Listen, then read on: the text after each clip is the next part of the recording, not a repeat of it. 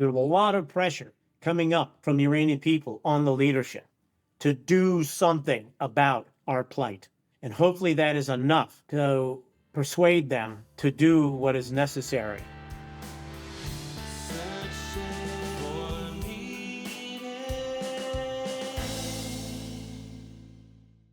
Welcome to Search for Meaning. I'm Yoshi Zweiback. Thank you so much for joining me. My guest today is one that you will be familiar with if you've ever tuned into the podcast before, Ambassador Gary Grappo. He was with us just about a year ago at the beginning of this conflict with Iran. Israel had just struck Iranian military assets and war was breaking out.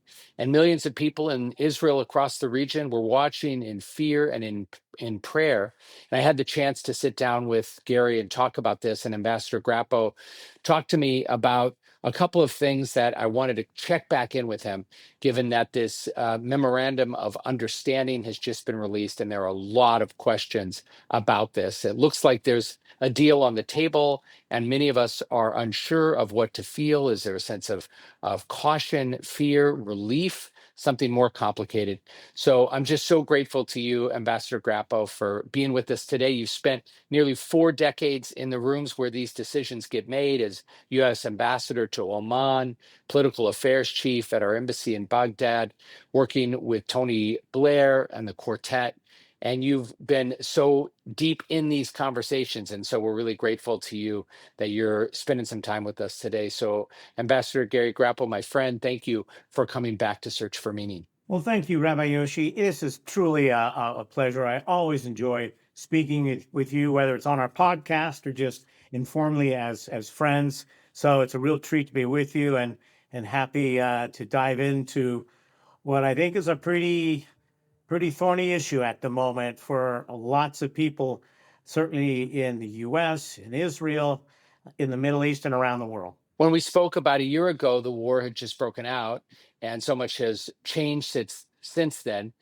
A year later now, what has surprised you most about the moment we find ourselves in right now, how it's all unfolded? Well, there are more than actually several things that are on my mind.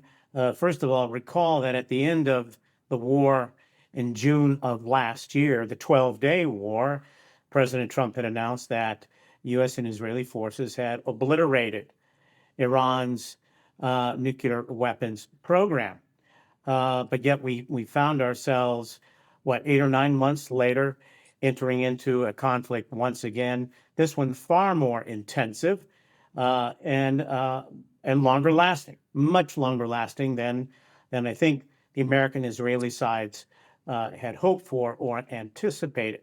That war went on for, the fighting part of it went on for a little more than, 5 or 6 weeks, and then we got into a period going back and forth about whether there are going to be negotiations or not. That takes a while, especially when you're negotiating with the ever difficult, challenging, and frustrating Iranians. They are among the best negotiators in the world. And I will say one thing right up front. I don't think this administration fully understands the challenges of negotiating with the Iranians. They are difficult. Nevertheless, the war went on. It seemed as though, given the military statistical reporting, it was an overwhelming victory for the American and Israeli forces. Nevertheless, we saw last week the text of the MOU, and everyone is left scratching their head. How did we so-called win this war and end up with so little? There can be very few people that are pleased with the outcome, given this MOU, with the exception of the leadership of Iran right now. Certainly not the Iranian people. Things will not get better for them. Not for people in the region, whether it's the Gulf countries or Israel. Their security has not improved one iota, although we must say that the Iranian military forces, whether we're talking missiles, drones, or anything else, are much degraded and certainly present a less of a threat, but still a significant one to all the countries in the region, including Israel. And certainly not for the United States. I don't see much that the United States was able to achieve out of this war. There are commitments, so to speak, very loosely worded, shockingly so, in my view, with regard to the opening of the Strait of Hormuz. The Iranians had agreed to make best efforts. This is diplomatic language for, well, we'll see what we can do. I mean, it's language big enough to drive a freight train through. And nothing about missiles, nothing about proxies, nothing about the nuclear weapons program, except they're going to kick that can down the road during the 60-day period of the MOU.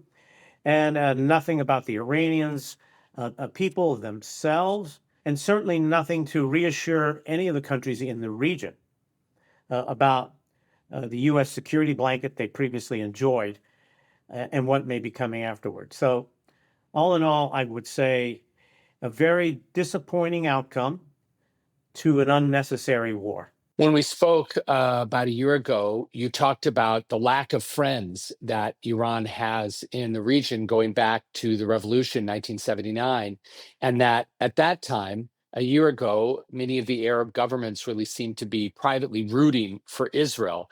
And I'm wondering where we are right now, has that changed? If so, in what ways? Where does Iran stand relative to its Arab neighbors today? Well, the Arab neighbors, I think, were truly shaken by the devastating attacks that they experienced during the war.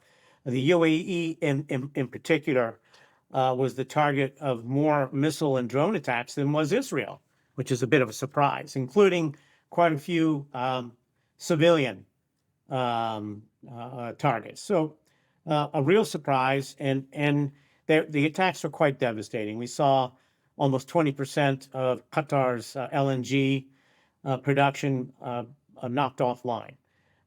And oil facilities in Saudi Arabia, the UAE, Bahrain, and Kuwait, airport in Kuwait, and other targets were badly struck. I think the Americans even were a bit surprised at the seriousness of that attack. So certainly the Arab countries are shocked by what the Iranians did when they were not a party to this war. While they may have been rooting for Israel quietly and for the United States in the expectation that the two sides would be able to take out the supreme leader and somehow that would lead to the collapse of the government. Of course, we all know that did not happen. And then they became a bit more chastened. And in the latter half of the war, several of them were actually putting pressure on the United States to end it, particularly Bahrain, Kuwait, Qatar, and possibly even Saudi Arabia. The only country that has stood out in terms of its support for the United States and the war is the UAE. And the UAE is continuing to maintain its very strong relationship with the United States and with Israel. So the UAE is really casting its lot with its traditional allies in the case of the United States and Israel. The other countries remains to be seen, but I don't think any of them has much trust or faith in this new leadership in Iran. And so at the end of the day, they're left to count on the U.S. So you talked about it in your introductory words a little bit about what the deal actually is, not the spin that we're hearing, certainly not from the Trump administration, certainly not from the Iranians, but for someone who really understands the code behind some of this language, can you give us a couple of the highlights, maybe in addition to what you already shared with us, and also what's this idea of a 60-day window to negotiate the final deal? How much does this memorandum of understanding lock in some of what the final deal might have to include? The language of the MOU is extremely loose, very shaky, very wobbly. I've been involved in negotiations where we work for the various sides involved in negotiation, work off of various texts that have been submitted by all sides, if there are more than just two parties, or by both sides. And language goes back and forth. And very often, language is left intentionally vague where the two sides simply cannot agree. And I drew the conclusion that that was the case here, that it was difficult for the two sides to reach hard and fast understandings on the specific issues that they all wanted. So the language is very, very loose, and it leaves more than enough reason for either side to back out of any seeming commitment they may have made in this agreement. But I see very few in there. For example, there was the statement of intention to establish this $300 billion reconstruction and development fund at some point. My guess is that point would be when the US and Iran reach an agreement on the disposition of Iran's nuclear weapons program. And that's going to be a very, very heavy lift, as we should all expect. And so that particular program, that fund, may never see the light of day. Moreover, and I would just caution people, and I know this is maybe revealing some biases here, but Donald Trump has a long, long track record of welching on promises, whether it's to the American people as president of the United States or to his business partners during his business career. So I hope the Iranians are not thinking they can take that $300 billion to the bank. It's a long way off, and it would require the Iranians taking some very, very significant action that I personally don't think they're going to be willing to take. Some of the other language, Rabbi, is just so loose that there were plenty enough reasons and ways for either side to wiggle out of what might seem to be a commitment. I mentioned the Strait of Hormuz. The United States, this is surprising, even the fact that it was mentioned, agreeing to withdraw U.S. forces from proximity to Iran. That runs contrary to U.S. national security policy for the last 40, 50 years since the first Gulf War, 1990-91. I can't truly believe that the administration it would be serious about this, and it would be greatly disturbing to our allies in the region if we were to do something like that. And what does proximity mean? Within missile range? So a vague interpretation and even more vague the language. So it's a very loosely worded agreement. Nevertheless, just standing back and looking at the general sense of it, the Iranians would seem to come out much, much better, certainly than the U.S. Well, Israel's not even mentioned at all. They were not a partner to the negotiations insofar as we know. I'm sure they were consulted, but certainly not present for any of the negotiations, despite being an ally of the United States from day one of the war. So they're not mentioned, although Lebanon is. None of the Arab countries are mentioned either. So this ends up being a major negative, certainly for the United States, Israel, and the Arab Gulf countries. I would say for the Iranian leadership, that they can go and they can present this to their people and say, we stood up to the two strongest militaries in the region and the world, and we are still here. We survived.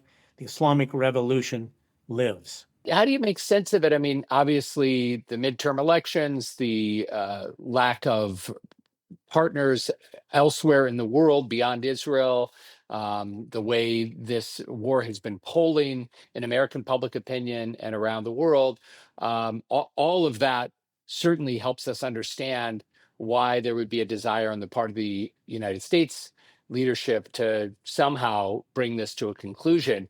But giving the Iranians essentially a victory, one that they are claiming and that we're seeing in headlines around the world. Other analysts, journalists, pundits are saying as well, much to the chagrin of the Trump administration. How do you make sense of it? Why give away all of these things? It is very clear after the second week when the Iranians were not going to cave. They were going to continue to resist. They were going to continue to throw everything they had, their missiles, their drones, and everything else against the U.S. and against the countries of the region, that this was going to last a while. I don't think, well, certainly the administration grossly underestimated the ideological resolve, commitment, determination of the Iranian leadership. Um, they believe they truly are the leaders of an Islamic revolution, and this is their test. And they had to stand up to this. They had to meet the test. And in their view, they did. They did. They suffered greatly, mightily for it, uh, but they're still standing. On the other hand, I think Donald Trump had expected this would be a short war. This is the great power fallacy that you can respond to a crisis with overwhelming technological and military superiority and force your enemy to capitulate. And this was an enemy that wasn't going to do that. We've had experience with that before. And all of us in my generation know it well, and that is in Vietnam. There was a famous moment in a cabinet meeting. I don't know whether Nixon was present, but Henry Kissinger, he may have been chairing the other meeting. And it was leading up to what would be the start of the negotiations with the Vietnamese, and the Nixon administration had started that major bombing campaign on Vietnam. Just an all-out assault with B-52s and everything else. And yet the Vietnamese were not going to capitulate, not going to surrender. And Kissinger pounded the table and said, how is it that a third-rate nation can stand up to the mightiest nation that has ever existed in the history of the world? And it would not surprise me if that was the attitude of Donald Trump on February 27th, 26th, whenever it was he had his last cabinet meeting to discuss going to war. I just think they underestimated the enemy that they were taking on, particularly when, in my view, this war was unnecessary. It was unnecessary because when you go to war, and as someone who graduated from an American service academy, studied military strategy for all 4 years, one of the basic lessons you learn in your military strategy and tactic classes is you attack the enemy at its most vulnerable point. Now, there's no question that Americans and the Israelis enjoyed considerable superiority over the Iranian military forces, but it wasn't their most vulnerable point. Their most vulnerable point is their economy. And they have no solution to that problem, none. And in my view, the U.S. and allies around the world, and this would have taken considerable diplomatic efforts on the part of the United States and potentially Israel as well, to work with all of our friends and allies around the world to get these countries to double and redouble their efforts on sanctions on Iran, to truly strangle that economy. It is the one way that you can bring this government down. In fact, in my view, it's the only way, because it could potentially trigger the kind of uprising Trump and I think the Israelis are hoping to see within Iran itself. But they didn't do that. They did not tackle its most vulnerable point. They actually attacked an area where they have some strength. The missiles and drones. I think we underestimated their capabilities on drones, particularly when it came to the Strait of Hormuz. You probably only need a couple squadrons of drones to shut down the Strait of Hormuz, and they've proved that. One drone hitting a tanker, and that's it. Traffic comes to a dead halt. And so this was an unnecessary war. The strategy was incorrect, and we are left with a very unsatisfactory outcome, and from which I really don't know how we're going to proceed. Help us understand the Straits of Hormuz a little bit better. I spoke to a colleague at the congregation whom you've met, Rabbi Josh Noble, who's a graduate of West Point. And so he has a little bit of a similar background to you in that regard, graduating from one of our elite service academies. And he said, not having a plan to control the Straits before initiating the war just left him scratching his head. Is there anything that you can help us add to that, other than incompetence and not thinking this through very clearly? Is there something I'm missing? Was there some reason why we didn't do that beyond just stupidity, I guess? Well, the rabbi is 100% correct. How is it that this never came up? It turned out it apparently did, according to one report that I read. General Kane, the chairman of the Joint Chief of Staff, did mention it in one of the meetings with the president. The president dismissed it, believing that we would be able to decapitate the leadership so quickly that they wouldn't be able to adjust fast enough to close the strait. That was, of course, flat out wrong. In fact, the Defense Department, the State Department, and the CIA have conducted, Rabbi, I can't tell you how many war games when it comes to the U.S. In a confrontation with Iran. And in every single instance of running those war games, the Iranians closed the strait within at least 2 days. 2 days. So this is something that not only should have been anticipated, it should have been planned for, should have been counted on, and we should have been prepared immediately to respond. Now, that would have required a lot of work in advance. And as Rabbi, is it Joshua or Josh? Rabbi Josh Noble. Yeah, as Rabbi Josh mentioned, there did not seem to be a whole heck of a lot of planning that went into this, because to respond to a potential closing of the strait, you would have had to plan far in advance in terms of moving lots of vessels around, not only ours but allies, because that's not a job we want to take on all by ourselves. Even in the first Gulf War, during the so-called tanker war, we had friendly countries who came to our assistance. I think Britain, France, and a number of other countries. We should have reached out to most especially our NATO allies and perhaps even the Gulf allies to see how many vessels they could have lent to an operation to secure the Strait of Hormuz so that the Iranians were prevented from shutting it down. We did not do that.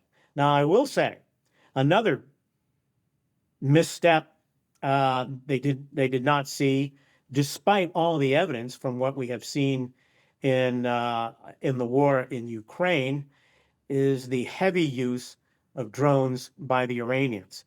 And it's the use of the drones that effectively was able to shut down the strait. Because one small drone hitting the conning tower of a tanker and it's lights out, that's it. No more business in the Gulf. And that's what everyone was fearful of, and that's all the Iranians needed. No nuclear weapons program, none of that. Just squadron of a few hundred drones. So it was a gross oversight, lack of planning, and it just goes to show, I think, the slapdash way in which this war was planned strategically. And I say strategically because tactically, the two militaries did a brilliant job. They truly did. Any other country watching this is going to have to take note of how effectively the Americans and the Israelis were able to operate. Granted, they did not encounter much resistance because the air defense system of Iran had been taken down mostly by Israel in the last war, last June. But nevertheless, it was precisely executed. But you have to be able to connect tactical advantage with reaching your strategic goal. And I don't think, in fact, it's clear that the Trump administration had not done this. And as a result, we are left standing here with none of our goals in our hands, none of them, despite our tactical superiority. I wonder, based on your decades of work with the State Department and your experience in the military yourself, when you think about, okay, the chain of command, the president, and then you think about the Secretary of Defense, and then on down through the chain of command, obviously there were many, many officers, leaders in the United States military who knew that the straits are going to get shut down because of all of the war game scenarios that they'd and exercises that they've been a part of, and the kinds of things that you learn when you go to a military academy. How do you explain, or what's your sense of how that didn't make its way up into the chain of command? We obviously have a Secretary of Defense who's also very inexperienced and is not a graduate of the Naval Academy or West Point, but certainly Joint Chiefs of Staff. There's lots of folks there. Is there an explanation that you can share, or something that makes sense again of how this didn't manage to reach its way to those in the position to make decisions? It seems that it at least reached General Kane, because he did raise it in his meeting with President Trump. I don't think he argued it very strongly, but I don't know. I wasn't in the room. I didn't hear it. But clearly there would have been officers in the Defense Department, there would have been individuals in the State Department, and certainly our intelligence officers at the CIA and DIA who would have known this very, very well. And you don't have to be very experienced to know this. This is like Iran 101. They sit there on the other side of the Strait of Hormuz. They have a commanding position. They certainly are capable of shutting the strait down. We knew that. But how we did not anticipate that they would actually act on it is beyond me. I'm sure that career people in the Defense and State Departments and the CIA did communicate this up to higher ranks, the extent to which it resonated, particularly when we have a president that doesn't like to be contradicted, that doesn't like to hear negative views, that doesn't want to hear that there are challenges to whatever objectives he may have in mind. And it's not clear what he had in mind. We should keep in mind that the objectives for this war were never clearly stated when the war began. The president did not appear before the American people. No cabinet member, nor the president, went to Congress with any type of communication, whether it was a physical presentation of presidents or a written communication. And if you listen over the course of the first week to 2 weeks, the list of objectives was all over the place. And one day I heard the president, Secretary Rubio of the State Department, and Secretary Hegseth at Defense each enunciate different objectives for the war on the same day. So clearly, the administration was never on a single page. The president apparently never even articulated his objectives to his cabinet. And so now they sort of were shaken out as the war continued, particularly when we reached the point where we started negotiations and we wanted to supposedly end Iran's support for proxies, constrain its missile program, and clearly eliminate it, or at least constrain seriously its nuclear weapons program. And none of those were articulated at the outset. At one point, the president had mentioned he wanted unconditional surrender. At one point, he was calling for the Iranian population to stand up and overthrow their government. No president should ever count on something like that. You just can't do it, particularly in a country like Iran, which is probably one of the most oppressive and repressive countries in the world, with the possible exception of North Korea. So I'm just left bereft of an understanding for why he did it, other than he thought there would be a quick victory, that somehow the Iranian government would collapse and someone else would step in. Who that would be? Well, apparently they had someone picked out to step in, to take charge once the supreme leader had been eliminated. The infamous Ahmadinejad, who was never a friend of the United States. Lord knows why they singled him out. Even the Israelis were in favor of him. So this was, like I said, it was really kind of a slipshod plan from the very outset. There was some reporting that the Israelis had organized a Kurdish insurrection up in the northwest of the country. That may or may not have been the case. I can't confirm it, but there was reporting even out of Israel that Mossad had organized this effort, but that Trump got cold feet at some point, and it never took place. But even if it had, I think the Iranians would have been prepared for it.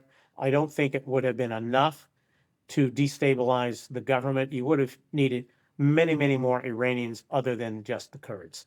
And the Kurds are divided among themselves too, by the way. You mentioned obviously the nuclear program, and that's been at the heart of all of this, both in the words of President Trump, certainly Prime Minister Netanyahu in Israel, and so many others who have been looking on. That's been a central goal. Where do you think we are at this point? Because certainly when we think about meaningful verification, dealing with the Iranians who have demonstrated time and time and time again that they cannot be trusted. That's one thing we can that we can trust, that they will violate whatever agreement they they purport to agree to. So where are we left right now? What's your sense? Obviously, the president's words, a year ago, that their program had been completely destroyed. There's no reason to believe that that is the case. There's uranium that we don't know exactly, where it is. But what might this look like going forward? Is there any path where their attempt to create a nuclear weapon at this point can really be reliably thwarted? When it comes to their nuclear weapons program, you can count on the Iranians to delay, deflect, take infinite detours, in fact, do just about everything they can to avoid that conversation. And when they do have to have it, as they certainly will, because it's a priority for the United States, they will haggle over every single letter, every single one. And they're masterful at it. They're masterful at it. And if that's what you want to do in any negotiation, you can do it. You can frustrate the other side by negotiation ad nauseum over every single detail. And with Iranians, even when you think you may have an agreement on one particular point and you move on to the next point or the point after that, they will come back to that first point. You can count on it and want to discuss it again, even when you think, no, that's been settled. No, not quite. That's one thing that I learned in my dealings with the Omanis, who have been involved in many a negotiation with the Iranians, have come to understand them extremely well. I would have advised the American negotiating team to go to the Oman and talk to Omanis who have actually negotiated with the Iranians, to understand them better and how they negotiate. They are very good at it. In fact, there's an old saying in the State Department and the Defense Department that the Iranians have never won a war or lost a negotiation. They're just really good. And so closing a deal on a nuclear weapons program, on their nuclear weapons program that satisfies us, not to mention Israel, is going to be very, very difficult. And just reflect back on the JCPOA, much criticized, but nevertheless, we were able to reach a deal, but it took more than 2 years. And it took a lot of negotiation, painstaking in listening to some of the things that the negotiators had to say. It was extremely difficult, very, very frustrating, always circling back to some issue they thought they'd had resolved. Even at the very, very end, when they thought they had a final text, the Iranians were still wanting to raise points. So we can expect that very same practice will take place in this particular negotiation. And I give no credence to concluding this within 60 days. It's impossible. It really is. Unless this new leadership is truly turning a new leaf, I don't know. That is the one question mark I have. There are a lot of hardliners now calling the shots, but the pragmatists are reasserting themselves. Now, first of all, let me just clarify. Everyone in a leadership position in Iran is a hardliner. You need to make that clear at the outset. But there are principalists These are the ones that are truly dedicated and committed to the original principles of the Islamic Revolution. The folks that are just never want to compromise. And then you have the pragmatists. They're still hardliners, but they see the reality on the ground of a devastated and destroyed economy, which was already in abysmal shape before the war even began, is now even worse shape. It will require hundreds and hundreds of $billions to rebuild destroyed factories, infrastructure, and other facilities, housing, you name it. And so these pragmatists see the reality, and they also see the desperate state of their own people. Many people are unemployed. The Iranian rial is the most worthless currency in the world, trading at 1.8 million rials to the dollar. Very high inflation, really hyperinflation now. They don't have enough fuel for their own vehicles inside the country. And so these pragmatists are saying, no, we have to negotiate more seriously with the Americans. We need to get access to oil, to export oil earnings, which they now have, by the way. The Trump administration has removed the sanctions and is even allowing them to sell the oil in US dollars, which is a first in the almost, 45, 47 years of sanctions on Iran, that they can sell their oil in US dollars. They can even sell their oil to American buyers, shockingly. And so that's a big boon for them, particularly their economy, and they're lifting some sanctions.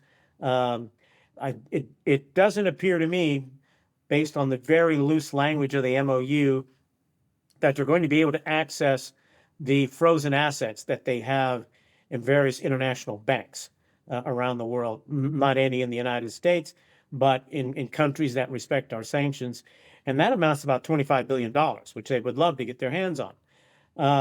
Now, I thought it was interesting that Vice President Vance said they would release some funds, but only for the purchase of American products, agricultural products, and things of that nature.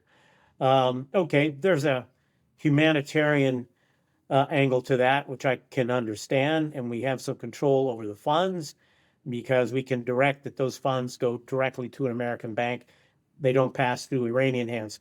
We'll have to see if that's actually the plan afoot and whether the Iranians accept that. They may not accept it. I don't know. So all in all, I say that this tug of war between the pragmatists and the principalists is ongoing as we speak, which is why, and I'd like to caution all your viewers when they hear conflicting statements from American public officials and Iranian public officials, it's because they're speaking to their respective audiences. In the case of the Iranians, they have to show some sign of hope for the Iranian people in terms of economic relief. They really do need that. And that's what the pragmatists want. On the other hand, they have to be able to say to the principalists, we're not giving away the store. Oh, no, we're not doing this. We're not doing this. And that's why you hear Vance saying some things that the Iranians have committed to. For example, the return of IAEA, International Atomic Energy Agency inspectors, and the Iranian public statement saying, oh, no, we never accepted that. We never committed to that. Maybe they did. They just don't want to talk about it publicly. It's not beyond them to deceive people. It's not beyond even sometimes our public officials to engage in some kind of deceit. And so I take any and all public statements with a heavy grain of salt, or a dose of salt. But clearly, the MOU is a very, very shaky, very wobbly document. Ostensibly, what you would want to have at the end of however long these negotiations end up lasting is a hard and fast agreement that addresses the nuclear weapons program to the satisfaction of the United States and its friends and allies, and provides some genuine economic relief for the Iranian people, and keeps the money that they may receive out of the hands of the Islamic Revolutionary Guard Corps. Right now, we can't necessarily assure our public that that's going to happen because the hardliners assert a lot of control. During the actual combat portion of the war, they were calling the shots. Now we're into the negotiating period. I think there are a lot of people who see the potential for the Iranians to really get something out of this, but also having to make some compromises that'll be painful for them. I want to just talk about the negotiations a little bit and who's involved and who isn't. Um, Importantly, Israel has been excluded from the negotiations entirely, this strategic partner from the beginning, or I guess tactical partner, if we want to be a little bit more honest about it and accurate. But now we've got, the United States, Iran, of course. We have Qatar, we have Pakistan, we have other countries involved in this conversation, but not Israel.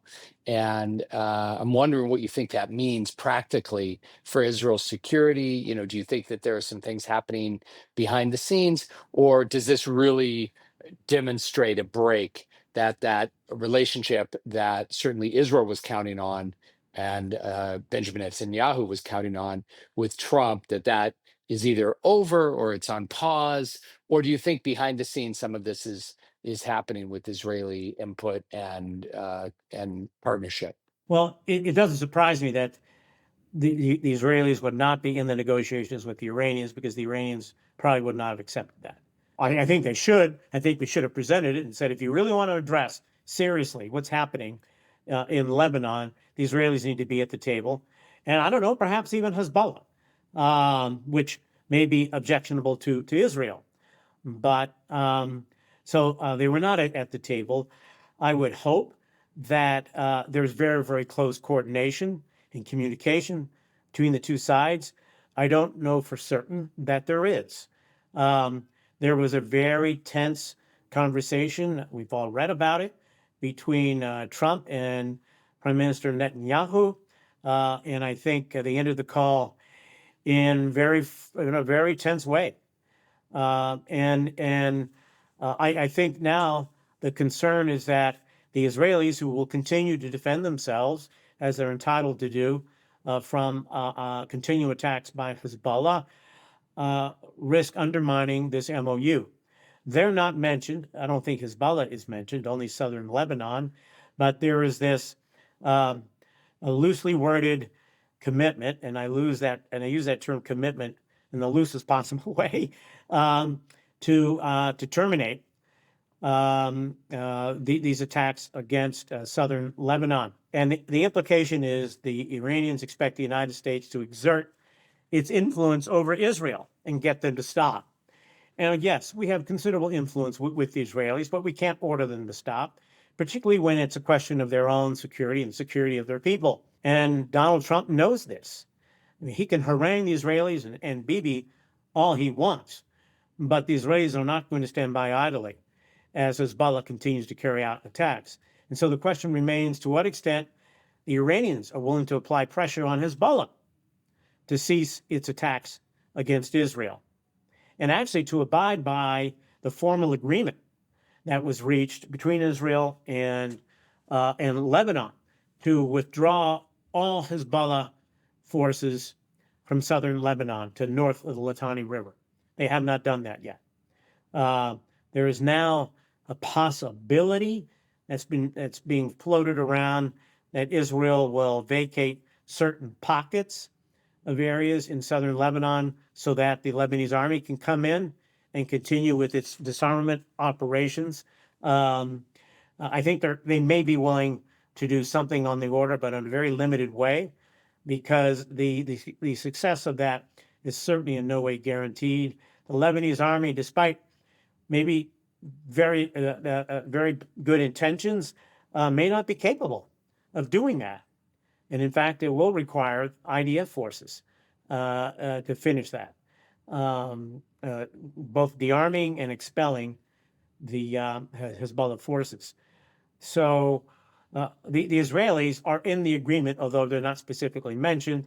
And so there is an implied obligation on them, at least in the view of Donald Trump, but it's one that Donald Trump really can't enforce. He cannot make an unqualified commitment to anyone, much less the Iranians, that Israeli attacks on southern Lebanon are going to stop. Obviously, this is playing out in the backdrop of midterm elections coming up and primaries in cities around the country, including a very dramatic one yesterday in New York City, where virulently anti-Israel voices were elected in primaries, and given the nature of the voting bloc, it looks like they will end up being in Congress. So that's part of the backdrop here. And I know you work closely when you were at the quartet with Tony Blair. You work closely with Prime Minister Netanyahu and other members, senior members of the Israeli government.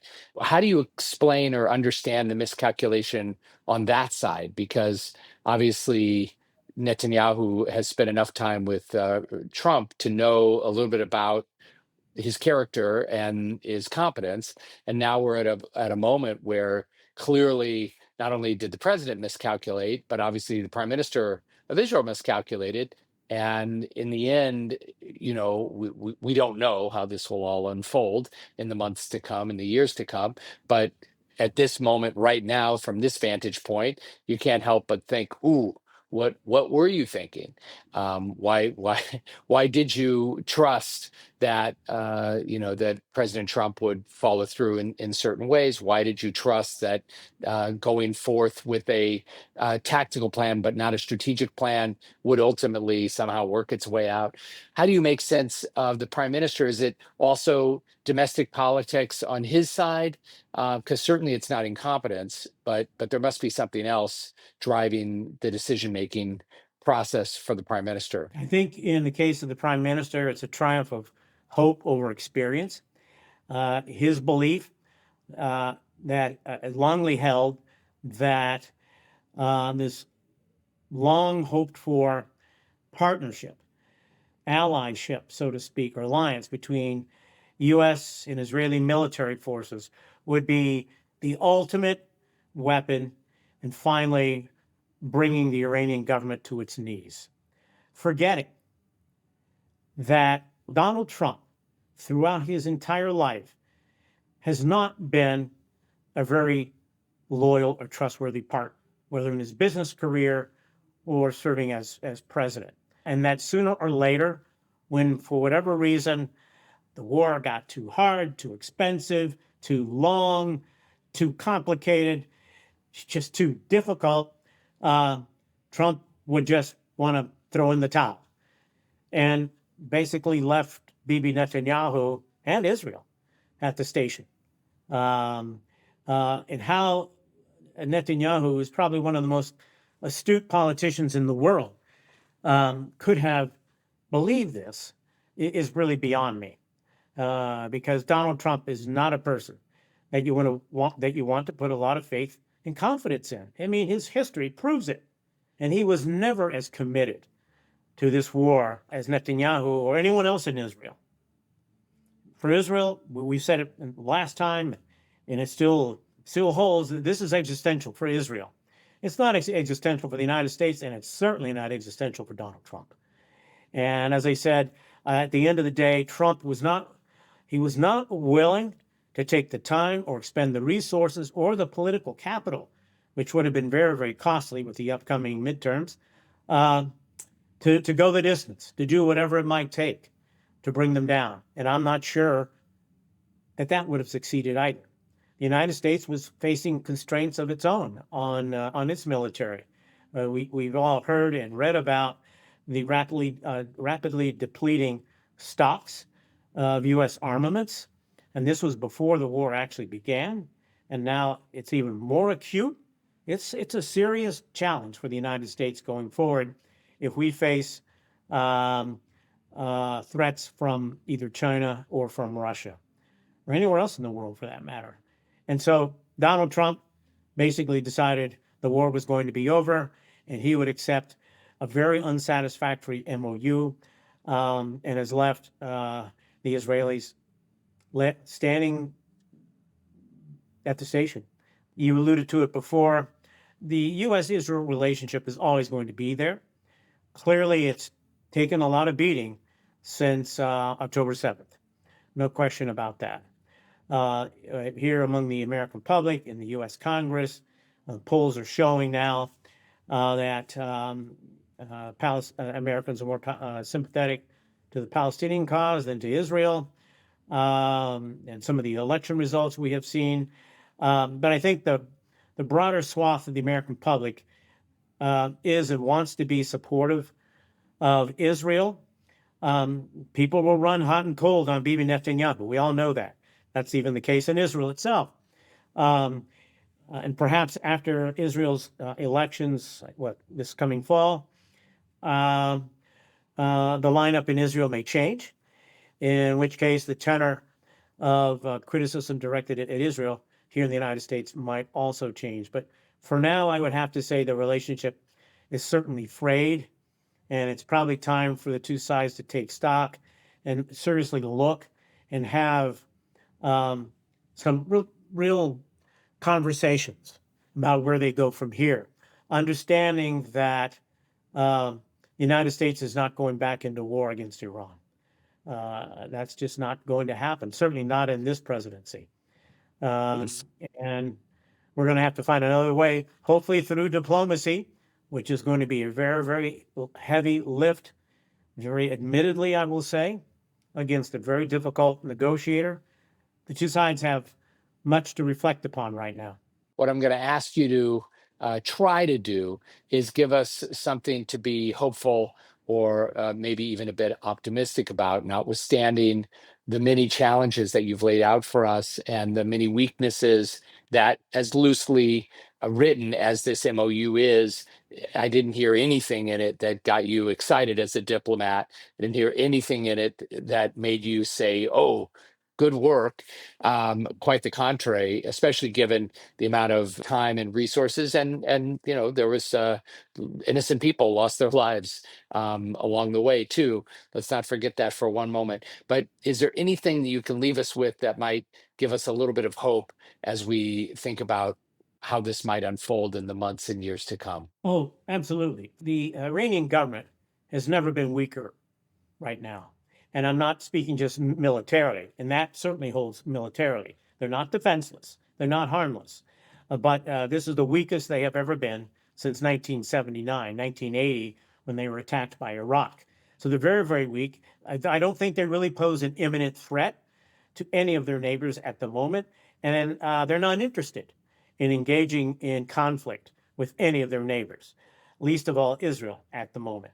And that's something I think we should all appreciate.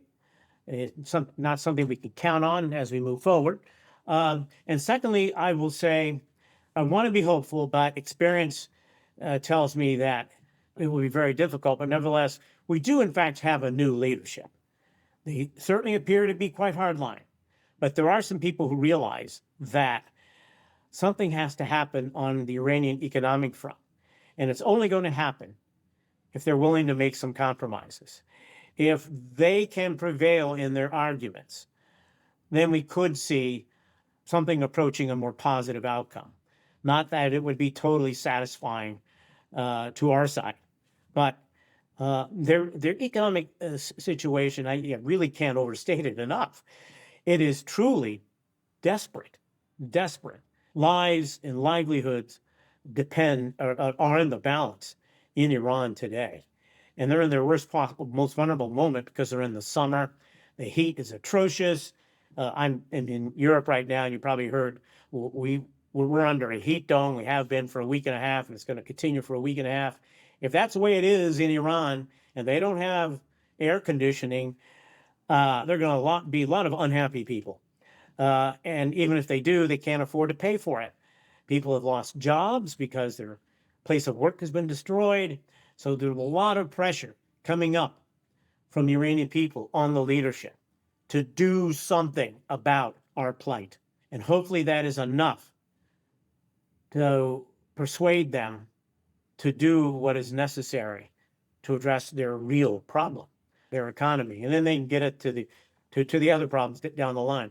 But this is a very uncompromising group of people, very, very difficult.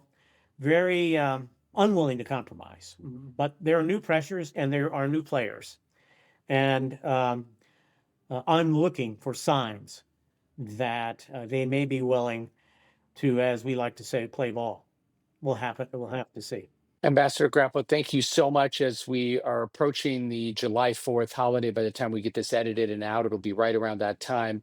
I'm thinking about 250 years, and even in moments where we feel like our government or our military or our leadership has fallen short, sometimes in objectively obvious ways, right? There are things that you could argue and other things you could just say, look, guys, this was a miss. But even in a moment like that, I remain hopeful and optimistic in many ways, and we know that these things unfold over time, and let's just hope for the very best. But I want to just thank you again. As I was reflecting on this is actually our fourth conversation, because you spoke to me not on the podcast, but you came to the congregation right after in 2015, right after the Right. JCPOA, and you spoke about that. And then we had podcasts about the Russia-Ukraine war when that emerged, and you were very generous with your time then. And then about a year ago, talking about the 12-day war, and now today. So on behalf of the congregation and so many others who are able to access these recordings, I'm just so grateful to you. It's a master class in diplomacy and the region in American history, and to be able to have it with someone who has so much experience. You were in Oman, how many kilometers away from Iran? Not very many, right there, and the players and the region so very well. So, Gary, thank you so much. And on a personal level, I'm just grateful to you for taking a little bit of time out of your time with your family in Italy to share your wisdom with us. It's always a pleasure, Yoshi, and thank you for inviting me. And I hope this has been useful for you and for all the members of the congregation. Well, that's our episode. Thanks for listening to Search for Meaning. If you enjoyed today's conversation, please like, subscribe, and leave a review. It really helps others discover the podcast. And consider sharing Search for Meaning with a friend. They might appreciate the insights and inspiration found here. Special thanks to our producer, Amy Shelby, our editor, Josh Sterling, and our production coordinator, Raz Husseini.